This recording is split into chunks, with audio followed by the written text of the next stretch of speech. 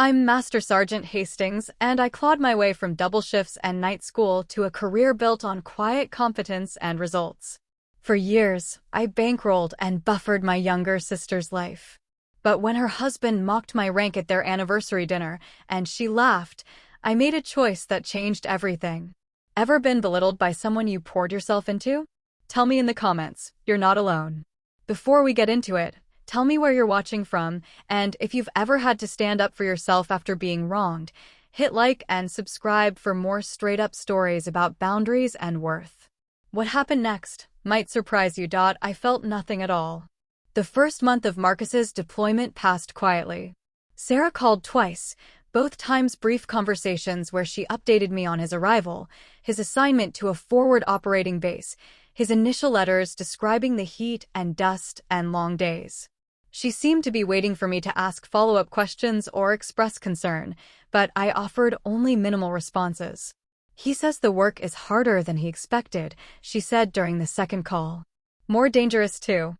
They're doing daily patrols, convoy escorts. He thinks he might extend his deployment to get more experience. That's ambitious of him. I wish he'd just focus on coming home safe. He's doing what he thinks is best for his career. Isn't that what you both wanted? There was silence on her end, then a small sigh. I guess. It just feels different when he's actually gone. By the third month, Sarah's calls had stopped entirely. I heard updates through family. Mom mentioned that Sarah seemed stressed, that Marcus's letters were coming less frequently, that the deployment was harder than either of them had anticipated. I didn't reach out. For the first time in our relationship, Sarah's problems were hers to solve alone. My own life, meanwhile, had found a new rhythm. Without the constant background worry about Sarah's needs and crises, I discovered I had more energy for my own pursuits.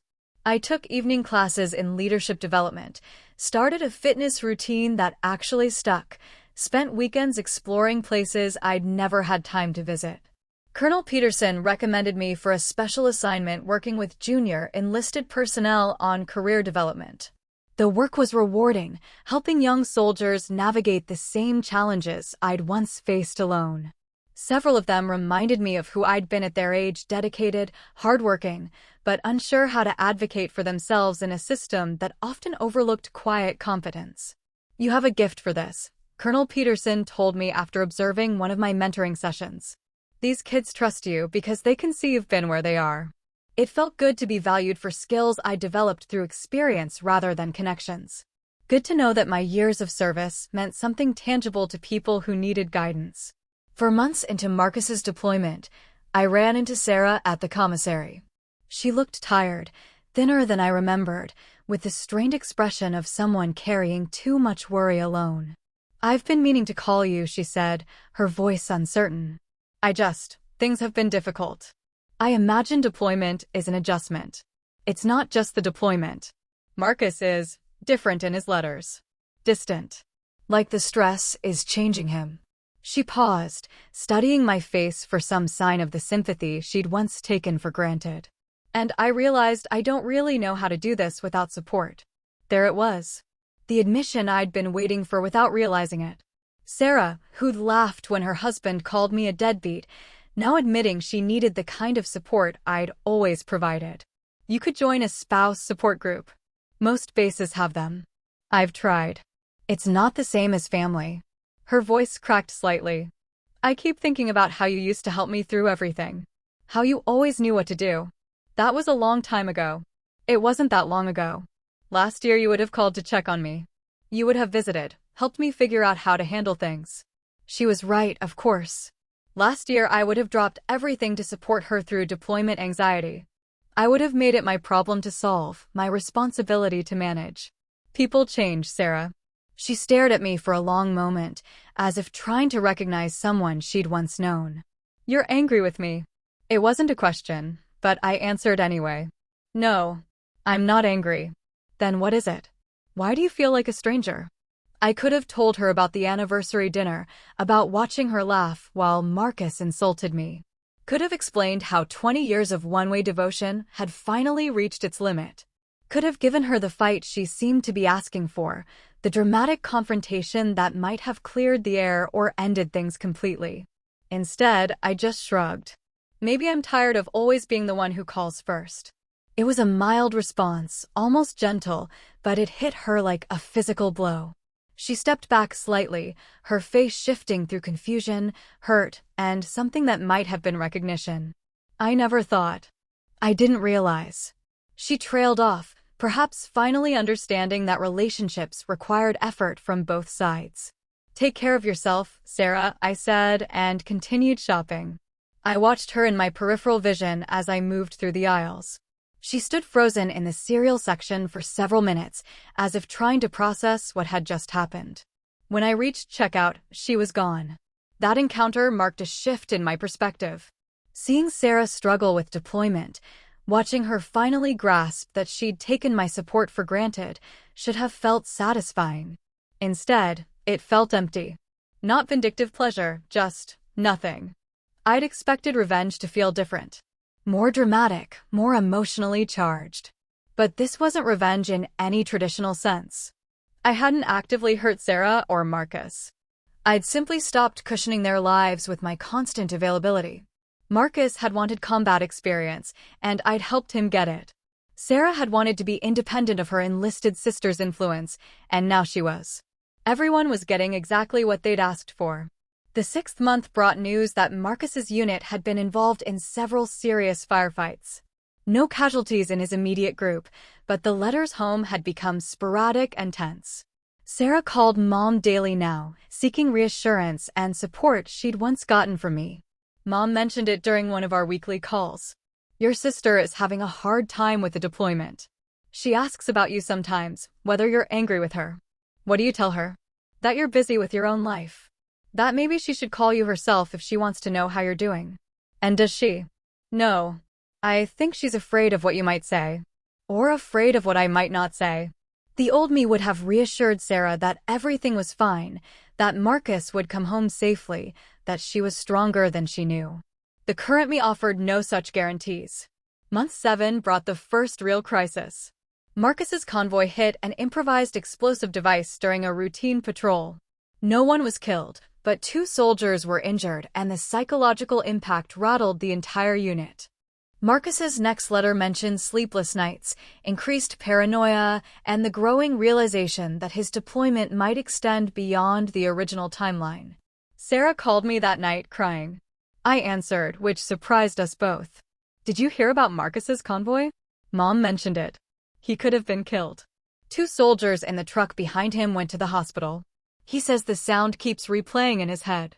I listened to her describe her fears, her sleepless nights, her growing conviction that something terrible was going to happen. The old me would have offered comfort, distraction, practical solutions. The current me just listened. I don't know how to help him from here, she said finally. He needs support, but I feel useless. Like I'm failing him when he needs me most. That's hard. Is that all you're going to say? What would you like me to say? Something. Anything. You used to know how to make things better. I used to try to make things better. There's a difference. She was quiet for a long time. I think I understand now. Why you're different. I hurt you somehow and you're punishing me. The word punishing hung in the air between us. It implied intentional cruelty, calculated payback, active malice. But that wasn't what this was. This was just absence. The absence of automatic support, unconditional availability, one-way devotion. I'm not punishing you, Sarah. I'm just not rescuing you anymore. What's the difference? The difference is that I didn't wish Marcus dead. I only wished him gone. The words came out before I could stop them, colder and more honest than I'd intended. Sarah's sharp intake of breath told me she understood the implication immediately. What do you mean by that? But I'd said too much already. I need to go. Take care of yourself. I hung up before she could respond, before she could ask the questions that might lead to answers neither of us wanted to hear. Some truths were too dangerous to speak aloud, even to yourself. Especially to yourself. The call came on a Tuesday morning in March, 8 months into Marcus's deployment. I was reviewing training schedules when my phone rang with Sarah's number. I let it go to voicemail, as had become my habit. But she called back immediately. Then again. By the 4th call, I knew something had happened. I answered on the 5th ring. What's wrong? Marcus is dead. Her voice was flat, empty of everything except the basic function of forming words. Roadside bomb. His convoy. Yesterday morning their time. I sat down at my desk, staring at the training schedules that had seemed important moments before. Sarah, I'm sorry. Are you? The question came out sharp, cutting. Are you really sorry? I opened my mouth to offer conventional condolences, the kind of comfort I'd once provided automatically. But the words wouldn't come. Was I sorry? Sorry that a young officer had died serving his country? Yes. Sorry that my sister was now a widow? Yes. Sorry that Marcus specifically was dead? That was more complicated. I'm sorry you're in pain, I said finally. But not sorry he's gone. The silence stretched between us, filled with an accusation I couldn't deny because it was true. I wasn't sorry Marcus was gone. I was sorry he was dead. Death was too final, too permanent, too much, but I wasn't sorry he was no longer in Sarah's life, no longer there to diminish her connection to me. The funeral is Thursday, Sarah continued when I didn't respond. Full military honors. The whole ceremony. Do you need help with arrangements? I need my sister. Her voice broke on the last word. I need someone who cares about me more than they hate him. I never hated Marcus. No, you just wanted him gone. You got your wish. The words hit like physical blows, not because they were cruel, but because they were accurate. I had wanted him gone. Not dead, never dead, but gone from Sarah's life, gone from the dynamic that had turned my sister into a stranger. And now he was gone, more permanently than I'd ever imagined. Sarah, I know it was you. Her voice was stronger now, carrying a certainty that chilled me. The deployment. Someone recommended him specifically for that assignment. Someone who knew he wanted combat experience. My throat felt tight. A lot of people knew that. But only one person had reason to want him sent away. Only one person he'd insulted badly enough to want revenge. The word hung between us again, revenge. But this time it carried weight, consequence, the knowledge that actions had led to results neither of us had fully anticipated. You think I got your husband killed? I think you got him sent to the place where he died. I think you used your military connections to make sure he got the dangerous assignment he was too proud to refuse. She paused, and when she spoke again her voice was cold as winter. I think you killed him without pulling a trigger. I could have denied it. Could have pointed out that Marcus had wanted deployment, had bragged about officers who served in combat, had volunteered for exactly the kind of assignment he'd received. Could have explained that military deployments were complex processes involving multiple decision-makers and that no single person could manipulate the system so completely. All of that would have been true. But it wouldn't have been the whole truth. He called me a deadbeat, I said quietly. At your anniversary dinner. Called me a military deadbeat, and you laughed. So you had him killed. So I helped him get what he said he wanted. Combat experience. A real deployment. The chance to prove he was a better soldier than his deadbeat sister-in-law. And now he's dead. Yes, now he's dead. We sat in silence, the weight of that reality settling between us. Marcus was dead, killed by an enemy bomb in a war zone he'd specifically requested to serve in. Sarah was a widow at 31. And I was the sister who'd helped make it all possible. I'll never forgive you for this, Sarah said finally. I know. I never want to see you again. I know. If you come to the funeral, I'll tell everyone what you did. I'll make sure they know who's really responsible. The threat should have scared me, but it didn't. Let people know. Let them judge whether helping someone get what they'd asked for was the same as murder. Let them decide if 20 years of devotion followed by one night of humiliation justified the consequences that had followed. I won't come to the funeral, I said. Good. Her voice was quiet now, exhausted. Good. She hung up without saying goodbye. I sat at my desk for a long time afterward, staring at training schedules and thinking about the difference between intention and outcome, between wishing someone gone and getting them killed. Outside my window, soldiers were conducting PT, their voices carrying the rhythm of cadence calls across the base. Normal military life continuing while somewhere across the country, my sister was planning her husband's funeral. I didn't feel guilty exactly. But I didn't feel vindicated either. I felt empty, like something essential had been carved out and left me hollow. The satisfaction I'd imagined finding in Marcus's absence was nowhere to be found. Instead, there was just the knowledge that I'd gotten exactly what I'd wanted, and it had cost more than I'd been prepared to pay. That night I composed 3 different letters to Sarah. Apologies, explanations, attempts to bridge the gap between intention and outcome. I threw them all away. Some distances were too great to cross. Some truths were too dangerous to speak. Some prices were too high to have been worth paying, but too final to undo. The months that followed Marcus's death passed in a strange suspension of time. I went to work, completed assignments, mentored junior soldiers, attended briefings. The external rhythms of military life continued unchanged, but everything felt muted, as if I was experiencing my own life through thick glass. Sarah kept her word about not wanting contact. No calls, no texts, no communication through family members. Mom mentioned her occasionally, that she was struggling with widow benefits, that she'd moved back to their hometown, that she was seeing a therapist, but never asked me to reach out. Perhaps Sarah had told her what happened, or perhaps Mom sensed that whatever had broken between us was beyond her ability to fix. I threw myself into work with single-minded focus. When Colonel Peterson offered me additional responsibilities, I accepted immediately. When opportunities arose for advanced training, I volunteered. When other soldiers needed mentoring or support, I made myself available in ways I'd never been able to when Sarah's crises demanded my attention. It should have felt liberating. For the first time in my adult life, my energy belonged entirely to me. No sister's problems to solve, no emotional emergencies to manage, no one else's needs taking priority over my own development. Instead, it felt like learning to walk with a phantom limb. The habit of caring for Sarah had been so fundamental to my identity that its absence left me disoriented, unsure how to fill the space where her needs used to live. 6 months after the funeral I didn't attend, I received a commendation for excellence in leadership development. The ceremony was small, routine, the kind of recognition that happens regularly in military life. But as I stood at attention while Colonel Peterson read the citation, I found myself thinking about Sarah. She would have been proud once. Would have called to congratulate me, maybe even attended the ceremony if she could.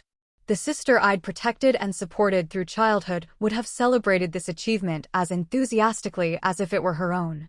But that sister was gone, replaced first by someone who laughed at her husband's insults, and then by someone who blamed me for his death. The person who might have shared this moment with me no longer existed, perhaps had never existed outside my own protective instincts. A year after Marcus's death, I ran into Jennifer at a military conference. She was working as a civilian contractor now, successful and content with her post-service life. Over dinner, she asked about Sarah. "We don't speak anymore," I said simply. Jennifer studied my face. Because of what happened with her husband? I'd never told her about my role in Marcus's deployment, but Jennifer was perceptive. She'd probably pieced together enough context to understand the general outline of events. Because of a lot of things. His death was just the final break. Do you regret it? The question I'd been avoiding for 13 months. Did I regret helping Marcus get the deployment that killed him? Did I regret the 20 years of devotion that had led to that anniversary dinner? Did I regret the decision to stop cushioning Sarah's life with my automatic support? I regret that he died, I said carefully. But I don't regret helping him get what he wanted. And Sarah? Sarah made her choice about who mattered to her. She chose someone who thought insulting me was entertainment, and she laughed along. I can't regret her living with the consequences of that choice. Jennifer nodded slowly. It's funny how people can take your love for granted until it's gone. Then suddenly they realize what they lost. But that implied Sarah had realized something, had experienced some recognition of what she'd thrown away. I had no evidence that was true. For all I knew, she'd convinced herself that I was entirely to blame, that Marcus's death was the act of a vindictive sister rather than the consequence of his own ambitions and her own choices. Maybe that was better for her. Maybe living with the belief that she'd been wronged was easier than accepting that she'd contributed to her own loss. 2 years after Marcus's death, I was promoted to Sergeant First Class. It was a significant advancement, recognition of leadership abilities that had been tested and proven over 15 years of service. The promotion ceremony was larger this time, attended by unit members who'd worked under my supervision and colleagues who'd watched my career develop. Mom called that night to congratulate me. "I'm proud of you," she said. "Your father would have been too." "Thank you.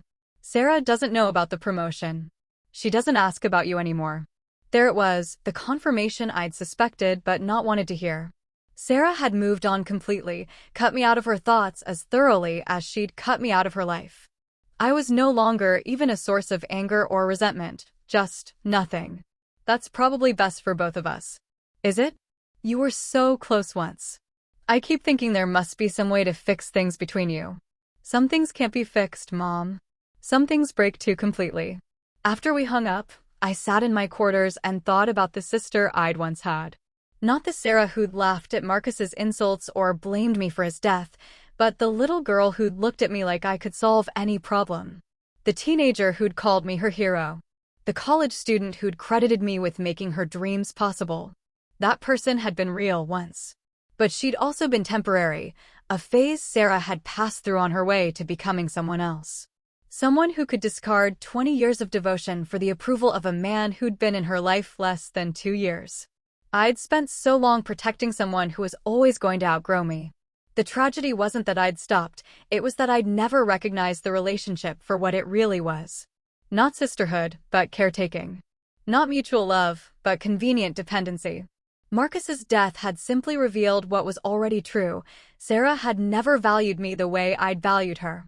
The proof was in how easily she'd been able to cut me out completely, how thoroughly she'd been able to move on. 3 years after his death, I heard through family that Sarah had started dating again.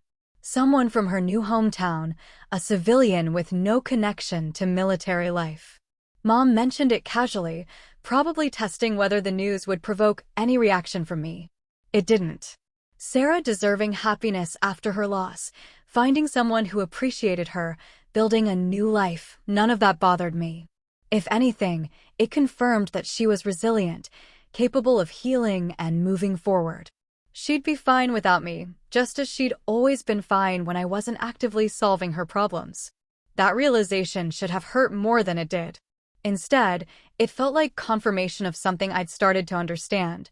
The person I'd thought I was protecting all those years had never needed protection. She'd needed support, funding, convenience, someone to clean up her messes, but not protection. She'd always been strong enough to stand on her own. I'd just never let her prove it. 5 years after Marcus's funeral, I was selected for promotion to Master Sergeant. The ceremony was held on a crisp October morning, with full unit attendance and family members invited to witness the advancement. Mom flew in for the event, proud and emotional as she watched me receive the new rank. During the reception afterward, she pulled me aside. "Sarah got married last weekend," she said quietly. "Small ceremony, just family and close friends." I felt nothing. Not hurt, not anger, not even curiosity about what Sarah's new husband was like or whether she was happy. The information registered as just another fact about someone who'd once been important to me. I'm glad she found someone. Are you? Really? Really? Sarah deserves to be happy. Mom studied my face, perhaps looking for signs of the sister who'd once dropped everything to solve Sarah's problems. "You've changed so much these past few years. Sometimes I barely recognize you." People grow up. Even sisters. Is that what this is? Growing up. I thought about that question as the reception continued around us. Military families celebrating advancement, colleagues sharing stories, junior soldiers looking to senior leadership for guidance. This was my world now, built on merit and mutual respect rather than obligation and one-way devotion. "Maybe it's learning the difference between love and enabling," I said finally. I spent 20 years teaching Sarah that she didn't have to be responsible for her own life because I'd always be there to fix things. That wasn't love. That was just habit. And now? Now she's learned to be responsible for herself. She's married someone who appreciates her, built a life that makes her happy, moved on from tragedy. She's exactly who she was always capable of being. Without you. Without me. We stood in comfortable silence, watching the celebration continue. Young soldiers laughed with their families, proud of their service and optimistic about their futures. It was a good life, I realized. Not the life I'd planned when I was 25 and thought my primary purpose was taking care of Sarah, but a meaningful one. 7 years after Marcus's death, I received orders for a new assignment, senior leadership position at a training facility, responsible for developing the next generation of NCOs. It was prestigious work, the kind of role that recognized both technical competence and leadership ability. Colonel Peterson, now a general, called to congratulate me. "You've built something remarkable with your career," she said. "The soldiers you've mentored speak of you with real respect." "That's not common." "Thank you, ma'am. I remember when you first started working with junior personnel. You had this intensity about it, like you were trying to save everyone who walked through the door." She was right. In those early years after cutting contact with Sarah, I'd thrown myself into mentoring with almost desperate energy. Every young soldier with problems became a project, someone whose success could somehow justify my own choices. "You're more balanced now," General Peterson continued. "Still dedicated, but not desperate. It's made you more effective." After we hung up, I sat in my office and thought about that word, desperate. It described perfectly how I'd approached relationships for most of my life. Desperate to be needed, desperate to prove my worth through service, desperate to maintain connections even when they'd become toxic. The phone rang, interrupting my thoughts. Unknown number, but I answered anyway. "This is Master Sergeant Hastings." Silence on the other end, then a familiar voice I hadn't heard in 7 years. "It's Sarah." My hand tightened on the phone, but my voice remained steady. "Hello, Sarah. I heard about your promotion. Mom mentioned it." "Thank you." Another long pause. "I also heard about your new assignment. The leadership position. It sounds important. It's good work. I'm sure you'll be excellent at it. You always were good at helping people." The conversation felt surreal, like speaking with a ghost of someone I'd once known. Sarah's voice was different, older, more careful, lacking the easy assumption of welcome she'd once carried. "Was there something you needed?" I asked, not unkindly but without warmth. "I wanted to. I've been thinking about calling for months. Years, actually. I just never knew what to say." "And now you do?" "No. I still don't know what to say. But I'm getting married again next month, and it made me think about family. About the people who shaped who I am." I waited, giving her space to continue or hang up as she chose. "I blamed you for Marcus's death. I know you know that. But I've been in therapy, and I've started to understand that blame isn't the same as truth." "What's the truth, Sarah?" "The truth is that Marcus chose to deploy. He wanted combat experience, wanted to prove himself. You might have helped him get the assignment, but he made the choice to pursue it." It was more self-awareness than I'd expected from her, but also less than complete accountability. She was acknowledging Marcus's role without fully examining her own. "And the truth is that I was a terrible sister to you for years before he died. I took your support for granted, let him disrespect you, treated you like an embarrassment instead of the person who'd made my success possible." There it was. The recognition I'd once thought I wanted to hear. "I'm sorry," she continued when I didn't respond. "I'm sorry I laughed when he called you a deadbeat. I'm sorry I chose his approval over your dignity. I'm sorry I blamed you for consequences you didn't intend." The apology was comprehensive, thoughtful, probably rehearsed. It acknowledged her failures and my pain without completely absolving herself or completely condemning me. It was exactly the kind of thing someone might construct in therapy sessions over several years. It also came 7 years too late. "I appreciate you saying that," I said finally. "Do you forgive me?" The question hung between us, loaded with years of history and hurt and choices that couldn't be undone. Did I forgive her? Forgiveness implied anger that needed releasing, pain that needed healing. But I felt neither angry nor pained anymore. I felt nothing at all. "I hope you have a wonderful wedding," I said. "I hope your new husband makes you happy." That's not an answer. It's the only answer I have.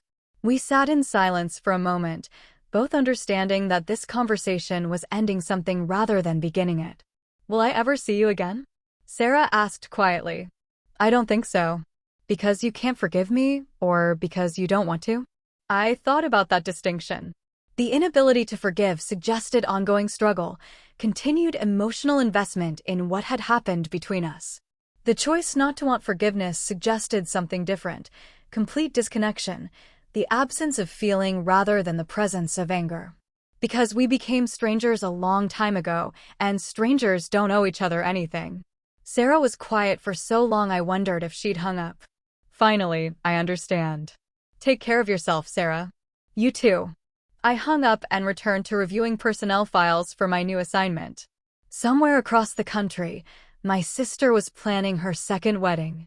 In a few weeks, she'd promised to love and honor someone who'd probably never heard my name. That was fine. Some chapters ended not with dramatic confrontation or tearful reconciliation, but with quiet acknowledgement that the story was over. Some relationships weren't meant to survive the people they'd helped create. I'd spent 30 years learning to be the kind of person who protected others. Now I was learning to be the kind of person who protected herself. It was a different kind of strength, but it was strength nonetheless. My sister Sarah was 3 years younger, which meant I spent most of our childhood being her shield. When kids at school called her weird for reading during recess, I'd step between them and her book. When she forgot her lunch money, I'd split mine.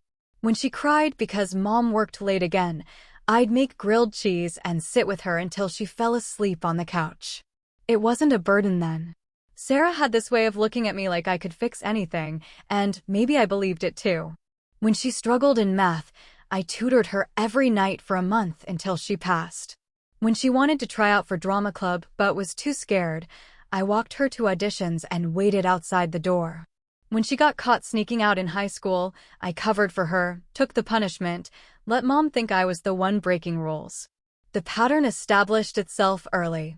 Sarah needed, I provided. She dreamed, I made it possible. When she decided she wanted to go to college but had no money saved and mediocre grades, I worked double shifts at the diner and helped her apply for scholarships.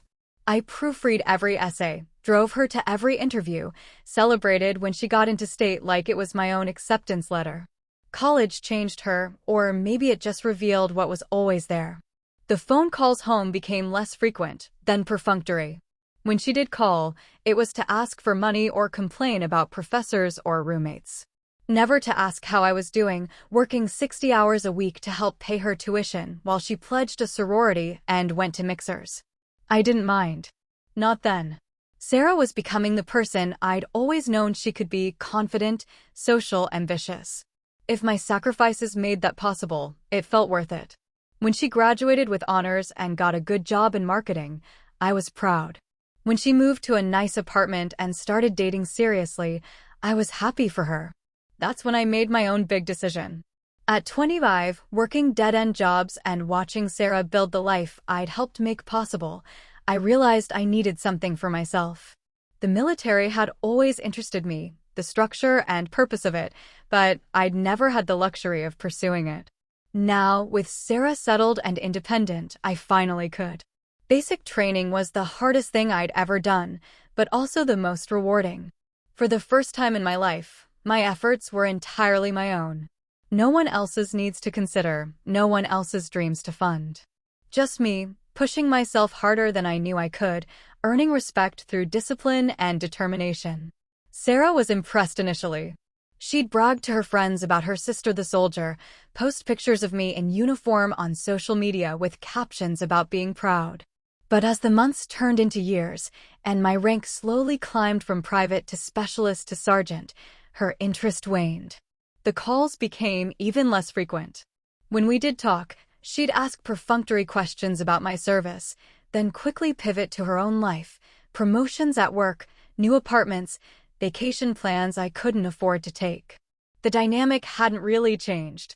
She was still the center of her own universe, and I was still expected to orbit around it. When I made staff sergeant, she congratulated me with the same enthusiasm she might reserve for mentioning the weather. When I got selected for advanced leadership training, she forgot to call back after I left a message about it. When I received a commendation for excellence, she was too busy planning her engagement party to respond to my text. That's how I learned about Marcus, actually. Not through a phone call or a conversation, but through a Facebook post announcing their engagement. My sister, who I'd supported and protected and sacrificed for, had gotten engaged to someone I'd never met, never heard mentioned, never been introduced to. Marcus was Army too, she explained in a brief phone call a week later, after mutual friends had apparently told her it was weird I'd found out through social media. He was a captain, she said with obvious pride. Career military, decorated, respected. They'd met at a military appreciation event her company had sponsored. I should have been happy for her. Sarah deserved love, deserved someone who appreciated her. But something about the way she talked about him bothered me. Not just the pride in his rank, though that stung, considering her lukewarm reactions to my own achievements, but the way she seemed to be trying to impress me with his credentials. When I finally met Marcus at their engagement party, I understood why. He was everything I wasn't in her eyes. Officer to my enlisted rank, college-educated with a degree that mattered, confident in a way that commanded attention rather than earned it through effort. He was also handsome, charming, and completely uninterested in hearing about anyone else's service experience. Sarah glowed next to him, introducing him to everyone as Captain Marcus, emphasizing his rank and achievements while barely mentioning my presence. When someone asked about my own service, she'd wave it off with something like, "Oh, she's in 2, but Marcus has the real career." I watched her transform that night, becoming someone who measured worth by rank and recognition rather than character and commitment. The girl who used to think I could fix anything now seemed embarrassed by the idea that anyone might compare her enlisted sister to her officer fiancé. Still, I told myself it was just new relationship excitement. Sarah had always been prone to throwing herself completely into whatever seemed most important at the moment. Once the novelty wore off, she'd remember who had been there before Marcus, who would be there after if things went wrong.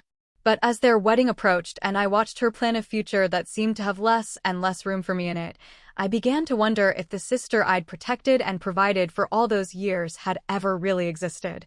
Or if I'd just been projecting what I wanted to see onto someone who was always destined to outgrow me. The wedding was beautiful, expensive, and felt like a goodbye I hadn't agreed to say. Sarah was radiant, Marcus was handsome, and I was seated at a table with distant cousins and family friends, watching my sister pledge her life to someone who had never bothered to learn mine beyond my rank and last name. But I smiled through it all, because that's what big sisters do. They smile and support and sacrifice, even when they're starting to realize the person they're doing it for has become a stranger.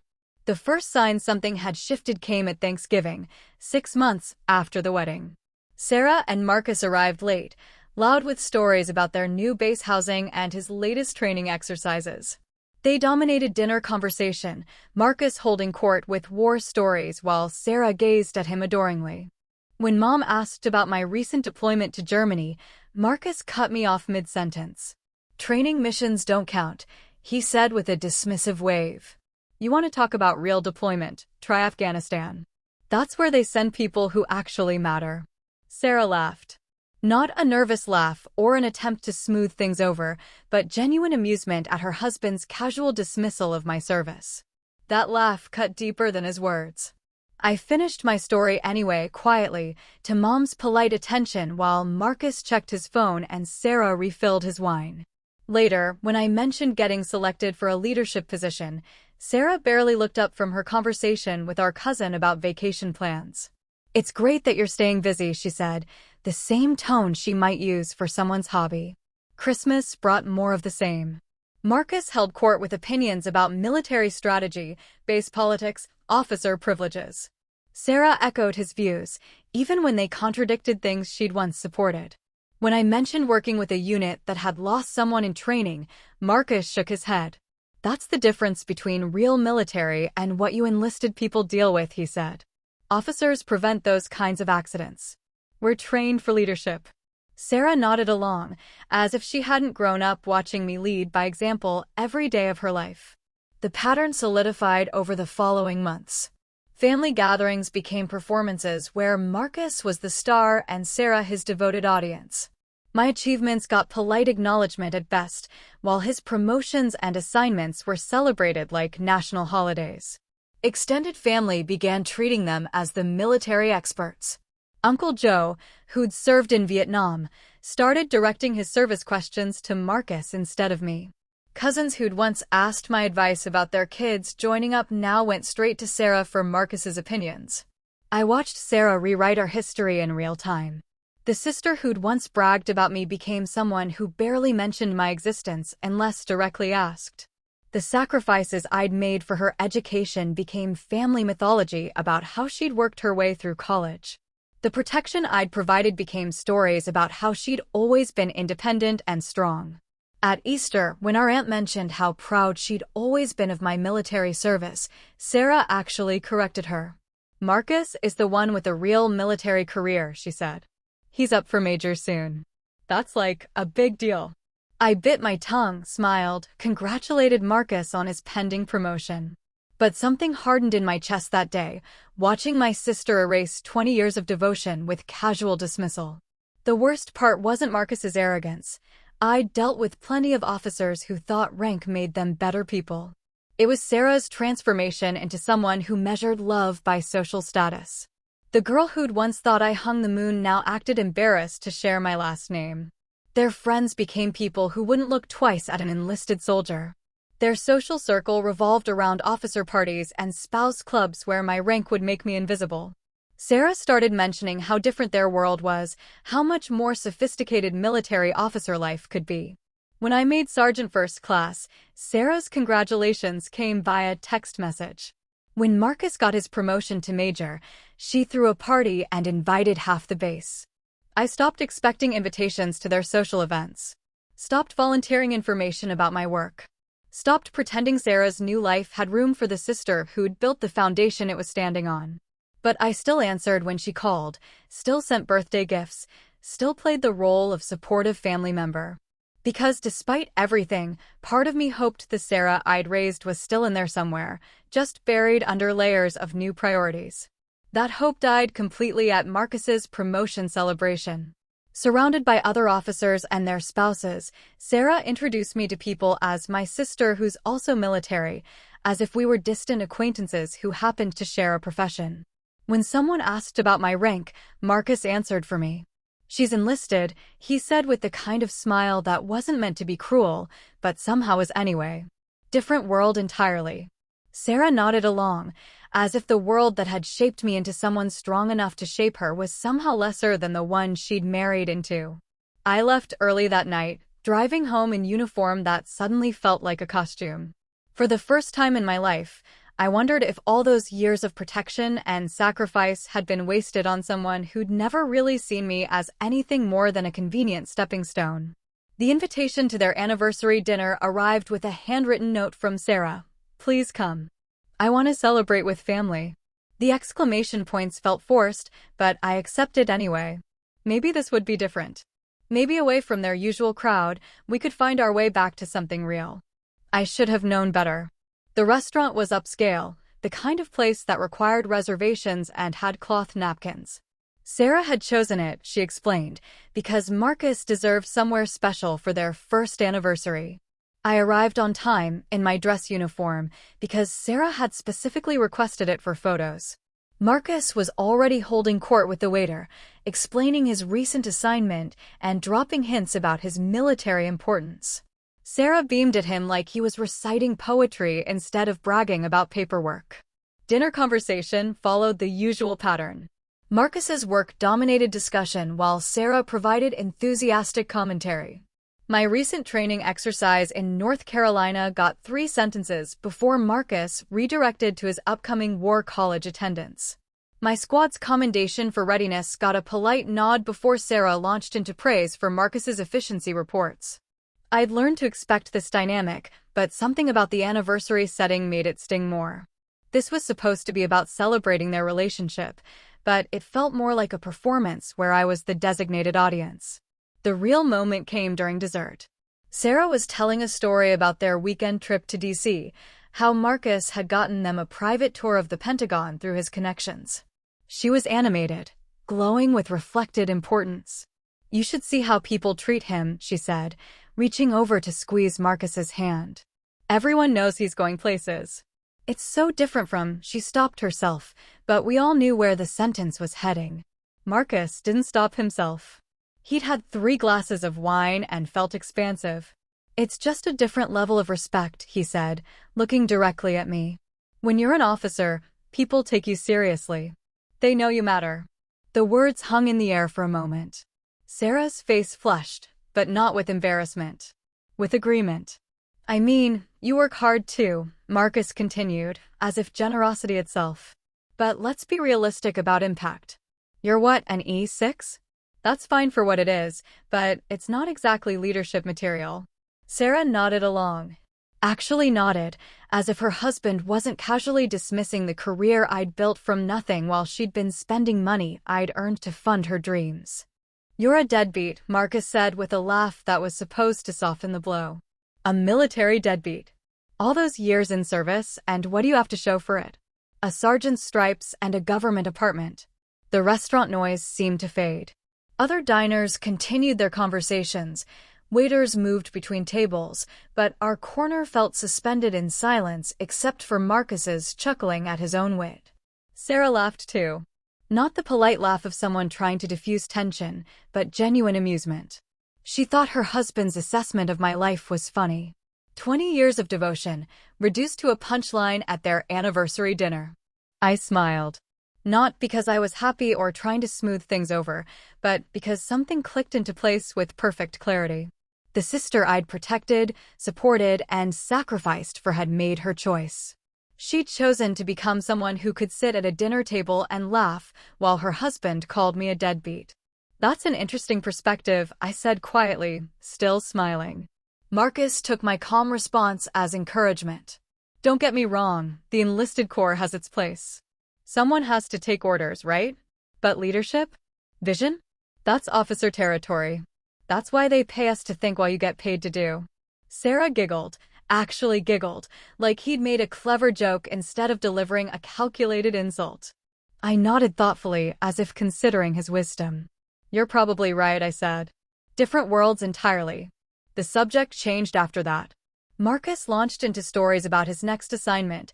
Sarah hung on every word, and I sat quietly, eating tiramisu and watching 2 people I no longer recognized celebrate their perfect life together. When the check came, Marcus made a show of paying, waving off my attempt to contribute. "Officer's privilege," he said with another laugh that Sarah echoed. I thanked them for dinner, congratulated them again on their anniversary, and drove home in perfect silence. No music, no phone calls, just the sound of my car engine and the rhythm of my turn signal at red lights. At home, I sat on my couch in my dress uniform and thought about that laugh. Not Marcus's, I expected nothing better from him. But Sarah's. The sound of my sister finding humor in my humiliation. I'd spent my life believing that love meant protecting people, even when they couldn't protect themselves. Supporting people, even when they couldn't support you back. Sacrificing for people, even when they'd never think to sacrifice for you. But sitting there in my government apartment, wearing the uniform Sarah and her husband found so amusing, I realized I'd been wrong about something fundamental. Love wasn't supposed to be a one-way transaction. Respect wasn't something you earned by giving more than you received. I'd raised Sarah to believe she deserved everything I could give her, and she'd learned the lesson too well. She'd become someone who could take 20 years of devotion and laugh when her husband called it worthless. The phone rang once that night, Sarah calling to thank me for coming to dinner and to tell me how happy she was.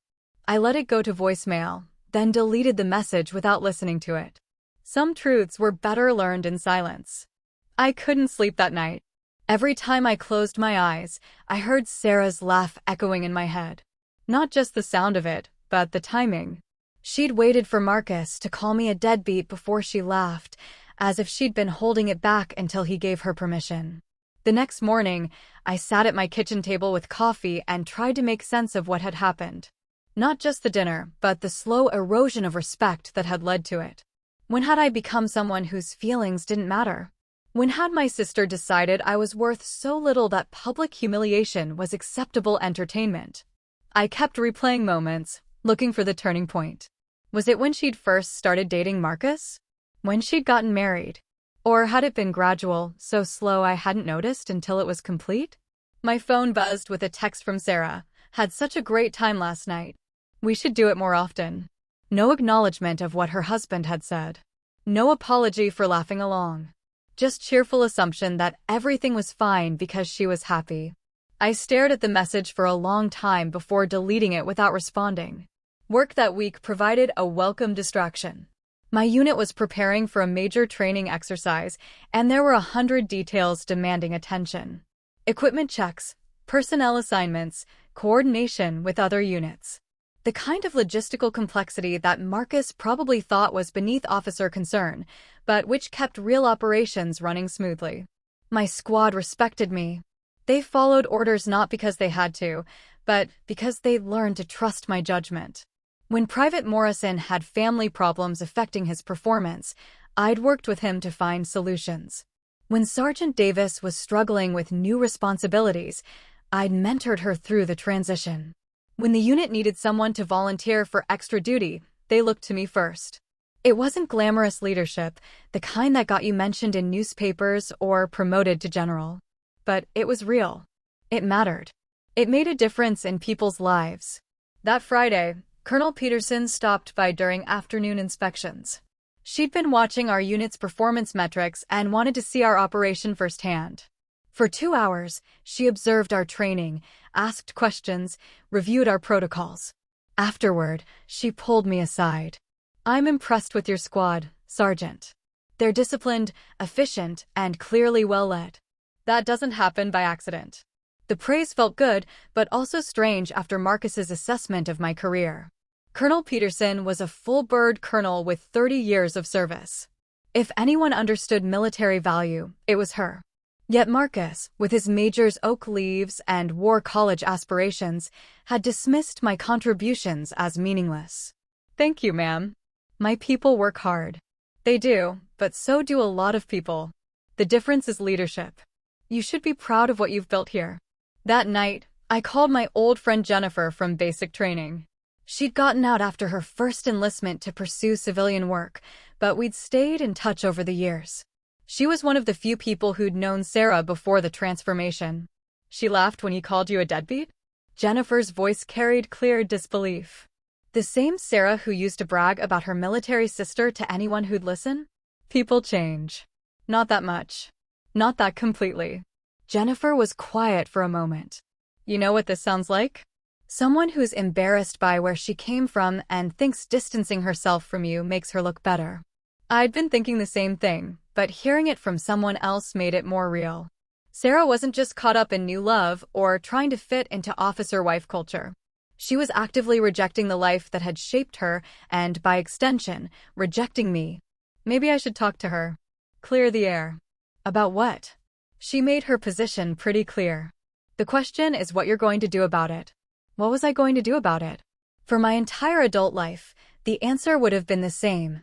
Absorb the hurt, make excuses for Sarah, try harder to maintain the relationship.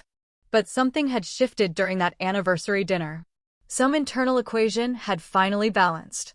I'd given Sarah everything I could give her. Time, money, support, protection, opportunities, love. She'd taken it all and decided it wasn't enough to earn basic respect. She'd chosen to become someone who could sit at a dinner table and laugh while her husband insulted the person who'd made her success possible. The old me would have found ways to blame myself. Maybe I'd been too focused on my own career lately. Maybe I hadn't tried hard enough to connect with Marcus. Maybe I was being too sensitive about their joking around. But I wasn't feeling like the old me anymore. I was feeling like someone who'd spent 20 years learning how to solve problems, and I was looking at a problem that had a very clear solution. The next week, I did something I'd never done before. I ignored Sarah's calls. 3 of them, spaced across several days, probably wondering why I hadn't responded to her text or called to chat like I usually did. Let her wonder. Let her experience what it felt like when someone you expected to be there suddenly wasn't. By the time she tried calling a 4th time, I'd made my decision. Not just about Sarah, but about what kind of person I was going to be going forward. The kind who demanded respect instead of hoping for it. The kind who drew boundaries instead of accepting whatever treatment people felt like giving. The kind who understood that some bridges were meant to be burned. The opportunity came 3 weeks later, during a routine briefing about personnel needs across different commands. Major Hastings from Human Resources was discussing upcoming deployments, training assignments, and the usual shuffle of people between posts. "We're still looking for volunteers for the Middle East rotation," she mentioned. "High operational tempo, but good for career advancement, especially for officers looking to check the combat leadership box." I sat in the back of the briefing room, taking notes like everyone else, but my mind had shifted into a different gear. Marcus was exactly the kind of officer who needed combat experience to advance. Young Major, ambitious, probably frustrated that his career had been mostly stateside assignments while his peers got deployed. After the briefing, I approached Major Hastings. We'd worked together on several training exercises, and she knew my reputation for getting things done efficiently. "Ma'am, I might know someone interested in that Middle East deployment. Major Marcus Thompson, currently assigned to logistics planning. He's been looking for operational experience." She pulled out her tablet, scrolling through files. "Thompson, yes, I see his record. Clean file, good efficiency reports. Is he actively seeking deployment?" "I believe so, ma'am. He's mentioned wanting more challenging assignments." It wasn't technically a lie. Marcus had spent their anniversary dinner talking about officers who distinguished themselves in combat, how real leadership was forged under fire, how his generation of officers needed to step up and serve where they were needed most. "I'll reach out to his command and see if he's available. Thanks for the recommendation, Sergeant." That was it. One conversation, maybe 3 minutes long. No strings pulled, no favors called in, no dramatic manipulation. Just passing along information about someone who'd expressed interest in exactly the kind of assignment being offered. I went home that night and made dinner, watched a movie, went to bed at my usual time. No guilt, no second thoughts, no wrestling with conscience.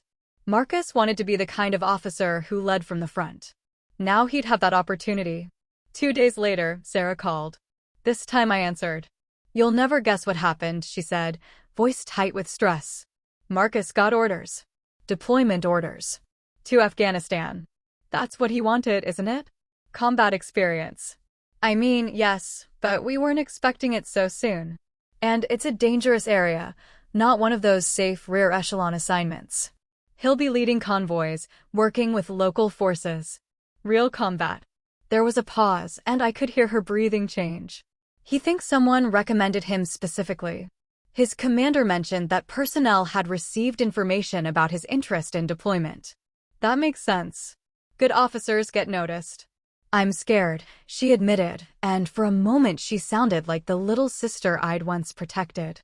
What if something happens to him? What if he doesn't come back? The old me would have offered comfort, reassurance, promises that everything would be fine. Would have maybe even suggested ways to get the orders changed or delayed.